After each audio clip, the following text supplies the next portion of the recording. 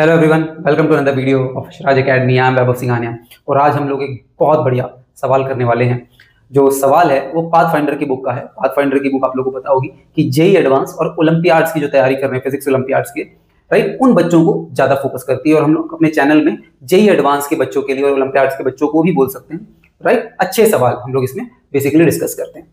तो देखिए, क्वेश्चन आपको यहाँ पे नीचे फ्लैश हो रहा होगा। इस क्वेश्चन को पढ़िए, वीडियो को पॉज करिए, मेहनत करके कोशिश करिए इस क्वेश्चन को बनाने की। और अगर नहीं बनता है तो फिर वीडियो को आगे प्ले करके आप इसको देख सकते हैं, राइट। तो क्वेश्चन देखते हैं। देखिए, यहाँ पे एक प्लेन मिरर है। प्लेन मिरर के ऊपर एक ग्लोब बना हुआ है। बोल रहा है क्या बना हुआ है? एक ग्लोब बना हुआ है, ठीक है।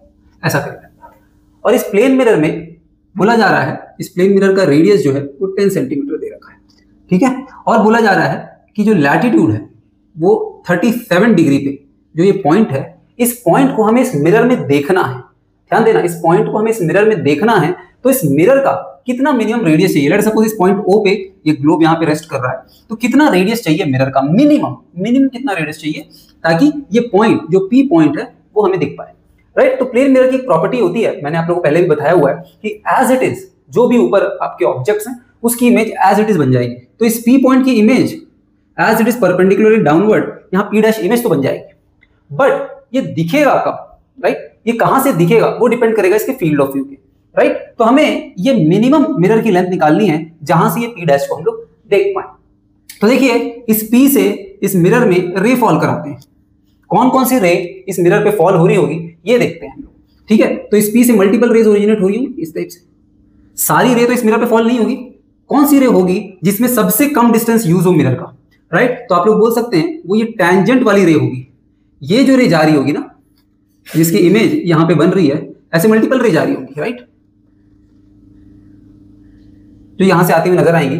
इन सारी रेज में सबसे पहले जो इस मिरर पे फॉल होगी वो होगी ये टेंजेंट वाली रे, जो यहां से टेंजेंशियली निकल रही होगी, क्योंकि उससे पहले तो कोई रे पॉसिबल नहीं है जो इस मिरर पे फॉल हो जाए। और उसके बाद, राइट, तो मिरर की लेंथ बढ़ती जाएगी। तो देखिए, यहां पे जो रे फॉल हो रही होगी, अगर किसी की आंख यहां पे आ जाए और वो इसको देख ले, इस रे को, तो वो इस पॉइंट P डैश को देख सकता है, राइट। तो अपने को कितनी लेंथ निकालनी होगी? इस पॉइंट को लेटर सपोज मैं A बोल देता हूं, हमारा आंसर हो जाएगा OA की लेंथ ऑफ, यही हमारा आंसर हो जाएगा, राइट।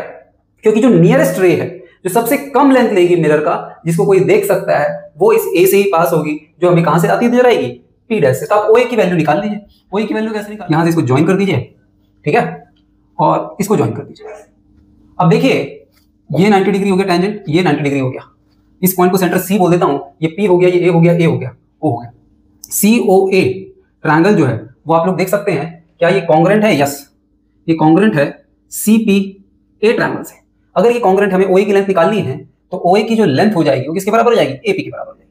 और CP यहाँ पे आप लोग को R दे, OA is equals to AP हो जाएगा, क्योंकि ट्रायंगल कॉन्ग्रुएंट है। तो देखिए, OA की वैल्यू तो हम लोग निकाल सकते हैं। अगर हम लोग ट्रायंगल OCA को कंसीडर करें, जो कि एक राइट एंगल ट्रायंगल है, ये वाला जो एंगल बनेगा, एंगल OCA का जो एंगल बनेगा, क्या वो 90 डिग्री प्लस 37 डिग्री बाय 2 हो जाएगा, राइट। ये देखो, ये पूरा एंगल जो है PCO 90 प्लस 37 हो जाएगा, राइट। और 90 प्लस 37 का आधा हो जाएगा, क्योंकि ये दोनों ट्रायंगल कॉन्ग्रुएंट है। कौन कौन से? OCA और PCA, ये दोनों ट्रायंगल कॉन्ग्रुएंट है। तो ये एंगल और ये एंगल बराबर होंगे, तो वो उसका आधा हो जाएगा। ये कितना हो जाएगा? 127 बाय 2 विच इज 63.5 डिग्री, ये हो जाएगा, ठीक है। तो आप OA की वैल्यू डायरेक्टली निकाल सकते हैं।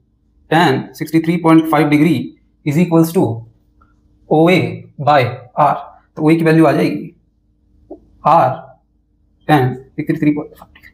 R की वैल्यू 10 सेंटीमीटर दे रखी है, 10 multiplied by 63.5 degree, 10 multiplied by 10 3.5 degree, ये लगभग 20 सेंटीमीटर आ जाएगा, राइट। ये लगभग कितना आ जाएगा? 20 सेंटीमीटर आ जाएगा। कैलकुलेटर का इस्तेमाल करना पड़ेगा। यहाँ पे आपका कंसेप्ट इंपॉर्टेंट है, राइट, कि जो ये A पॉइंट होगा, राइट, ये सबसे नियरेस्ट पॉइंट कौन सा होगा? जो इस P पॉइंट से टेंजेंट आ रहा होगा किसी के देखने के लिए। तो जो मिनिमम रेडियस ऑफ मिरर चाहिए होगा, राइट, ऐसे सर्कुलर मिरर बनाएंगे तो मिनिमम रेडियस OA चाहिए होगा, OA की वैल्यू 20 सेंटीमीटर। तो इसी टाइप के बहुत बढ़िया सवाल और करने के लिए stay tuned to Sharaj academy. Thank you.